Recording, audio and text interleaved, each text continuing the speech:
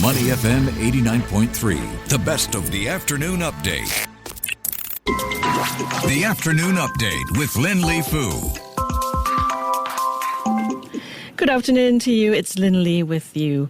Now, here's something that might surprise you. Singapore may have a national target to green 80% of buildings by 2030. It's often held up as a leader in sustainable building.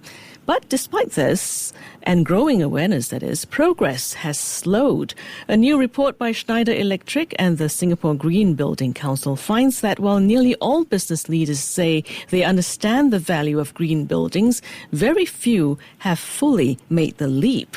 So what's going on? What's stopping the shift from awareness to action? And could retrofitting, not rebuilding, be the real unlock for Singapore's green future? Welcome to Industry Insight, where we look at the trends transforming business and the economy. I'm Lynlee Foo. And I'm pleased to have my guest join me. He is Alan Ang, President of the Singapore Green Building Council, and someone at the heart of Singapore's green transition in the built environment to help us break it all down. Alan, great to have you with us. Thank you, Lindy, for having me. Good afternoon, everyone. Okay, Alan, I understand that the Singapore Green Building Council recently co-published a report with Schneider Electric titled Awareness to Action, Insights for a Greener Built Environment. And one of the standout findings was that while awareness of green buildings is high, actual adoption seems to have plateaued. Why do you think that's happening, especially when the business case for going green seems stronger? Yes, indeed, that was one of the key findings from our Schneider Electric and SGBC Awareness to Action report. We found that the number of companies operating in green certified buildings hasn't really grown much since 2023. Mm-hmm. And many building owners still find retrofits as capex-heavy investments. That's a bit worrying because buildings contribute over 20% of Singapore's total emissions. Yet another big part of the issue is what we call relocation pain. Many companies find moving offices too costly or cumbersome, so they would rather stay put and hope the landlord upgrades the spaces instead. That's why retrofitting, upgrading existing buildings makes a lot of sense. It's actually less disruptive, more cost-effective, and way more sustainable than tearing down a building and starting from scratch. Okay, and let's talk about that, retrofitting. The report frames it as the next big opportunity. Why is it now so central to Singapore's green building ambitions? Well, I like to call retrofitting the golden low-hanging fruit, simply because there's so much we can do with what is already existing. Basically, demolishing a building and rebuilding it again creates a massive carbon footprint, especially from heavy materials such as steel and concrete. In fact, just cement and steel alone account for around 11% of global emissions. Retrofitting, on the other hand, keeps the structure intact. You upgrade things like aircon systems, lighting, lifts, and that saves both carbon and cost. Take, for example, Schneider Electric's own office, which is a 20-year-old building that now enjoys up to 30% in energy consumption after a smart retrofit.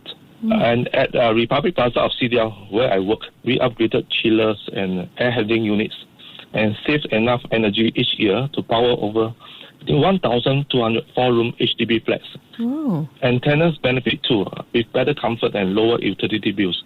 So I would say that retrofitting is not just great for sustainability, it is also smart business. Okay, it seems like the real carbon footprint lies in the stock of older buildings. But is retrofitting the only way to close the gap to 80% by 2030? Retrofitting is a very important way because majority of our buildings, the stock of buildings here are old buildings. So I must say that if buildings don't go green, they risk becoming less competitive. So what people now call the brown discount, which is the opposite of green premium. So today, we are already seeing green certified buildings getting better rents, higher valuations, and stronger tenant demand. And that came through quite clearly in our report. And on top of that, younger workers, especially the Gen Z, prefer sustainable workplaces. So if your office is not green, you face higher vacancies over time. Also let's not forget about regulations. This year onwards, large buildings must undergo energy audits and make improvements. Plus, we all know that Singapore's carbon tax is going up from $25 now to a hefty $80 per ton of equivalent CO2 by 2030. So I would say that the longer owners wait, the costlier retrofits become, the lower the valuations, and from penalties, carbon penalties to standard assets point of view, and it's harder to catch up. Okay. From a landlord or developer's perspective, why should they invest in retrofitting now? Well, I think there are two key factors. First, the new mandatory energy improvement regime, that's MEI, that's recently introduced by the BCA. It is a good move, definitely. It gives building owners a clear direction and a bit of a nudge to act. Of course, some older buildings may find it harder to comply. They've got more constraints such as technical and layout budget considerations. So I think talking about how can we drive retrofitting, first, we need to see retrofitting as an investment, not just a cost, but a responsibility and opportunity. Done well, it increases property value, reduces utility bills, and creates a better space for tenants. So it's faster, cheaper, than rebuilding from scratch.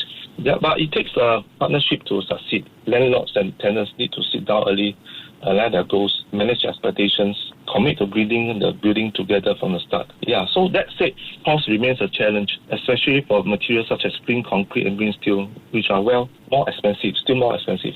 So if you can scale up demand, such as enhancing outreach to the industry and the public at large on benefits of green buildings and retrofitting, prices will surely come down. How does Singapore Green Building Council define retrofitting in today's context? Are we talking about deep retrofits or lighter interventions as well? Actually, it covers both. Deep retrofits refers to actually what we call the Asset Enhancement Initiative or AI.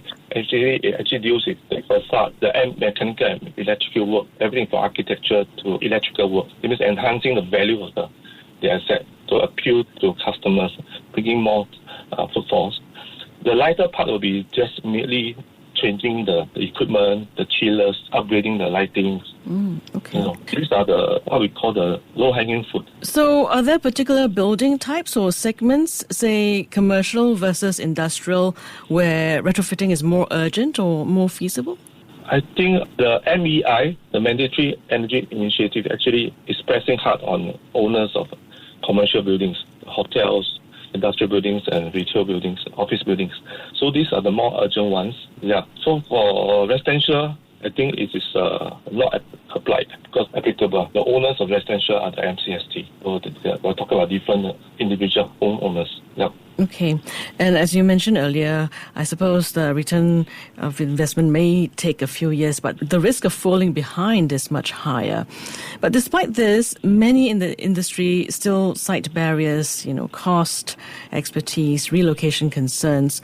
So what needs to change to help overcome these? Well, I think I would say there are three key shifts. First, I think we need to rethink what we value. It's not just short-term returns anymore in today's context. We've got to factor in carbon savings, long-term asset value, tenant appeal, and talent attraction. This matter a lot in today's market, actually. And second, we need to continue to grow our green talent pool. As more and more buildings go net zero or get retrofitted, we need more trained engineers, project managers, and consultants who can get the work done. So in this area, SGBC has been working very hard through our Green Building Services certification and Green Mark Professionals accreditation programs. And third, I think we need to move from talk to action. So we've done the research on the ground. Both BC and SGBC have done a lot of research and set the roadmaps. I think now it's time to dirty our hands together and start scaling up the work, especially over the next 3 to 5 years. So if we can get all this right, we'll be on strong footing to meet our 2030 goals. Okay. Do you think there's a particular obstacle you think could be unlocked for faster adoption? Well, one area perhaps is green financing. Green finance is not just about money. I think it's about momentum, about unlocking transformation. So this is definitely one area. Okay, and what about partnerships, public-private partnerships? Do you think that would be impactful as well? Yes, definitely. So as I said, I think 3P partnership is very important.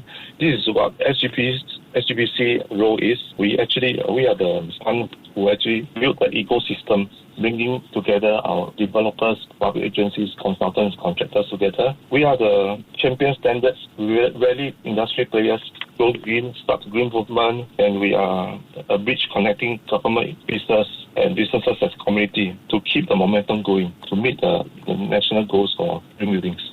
Okay, and with SGBC's support and the enablers you have mentioned earlier, do you think the built environment industry is ready to accelerate retrofitting, or are we still in a wait-and-see phase? I think from the perspectives of regulations and incentives including green financing, grants from government, incentives from BCA and Enterprise Singapore, the tools are there, the vehicles are there. Mm-hmm. So what we need is really to, as I mentioned earlier, we have to shift the mindset, maybe perhaps more, even when we step up more education, more awareness across the industry and even to the laymen, to the consumers. Yeah.